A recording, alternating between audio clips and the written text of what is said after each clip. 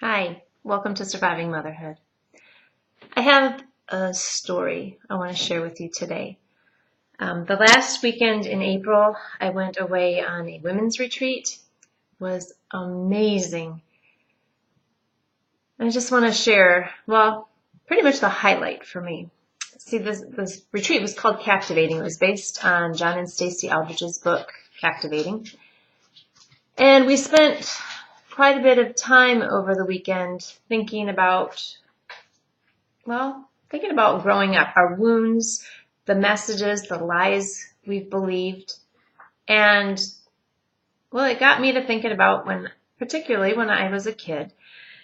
I was the one, you might know, people like me, who when you got together out for recess to choose teams, I was the one who was almost always the last one chosen. The only reason I got on a team was because there was nobody else left to pick. When I was in fourth grade, I was the only one who didn't score a basket the whole season on the basketball team.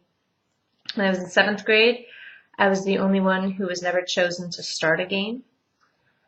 And that continued on. That was just my way of life. I remember even in college, I was in a vocal jazz group. I was good enough to be in the group, but I was the only one who was never chosen to do a solo in any of our concerts.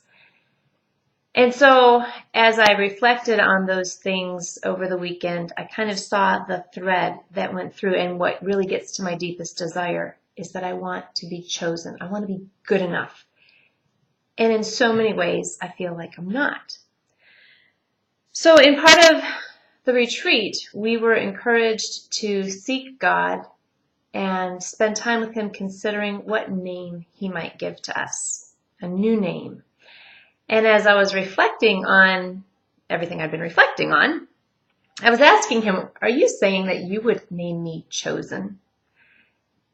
And, He did. I'll probably blog about it another time, but I was reading verse in 1 Peter 2, verse 6. It says, "See, I lay a stone in Zion, a chosen and precious cornerstone." And as I read that, I looked at it, I'm like, and you're calling me precious too, chosen and precious? It was just wonderful, and I was delighted. And that would have been enough. I felt so loved and encouraged by God, and that would have been enough. But He didn't stop there. The next day, I was standing in line at an activity with another woman, and we just were chatting, and she says, my friends and I were watching you on the climbing wall the other day, and we decided that if there was ever a competition, we would want you on our team. I was kind of shocked because nobody has ever said that to me before, ever.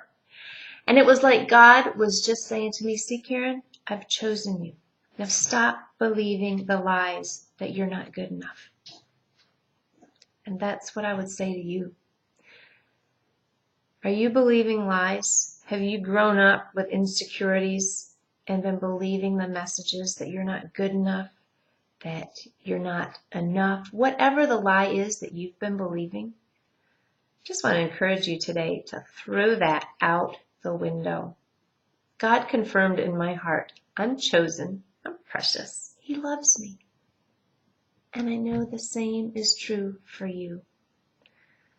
So I pray today you be encouraged by my story. I pray you will walk in confidence in what is true, in that God loves you, and that's never going to change. Have a wonderful, Jesus-full day.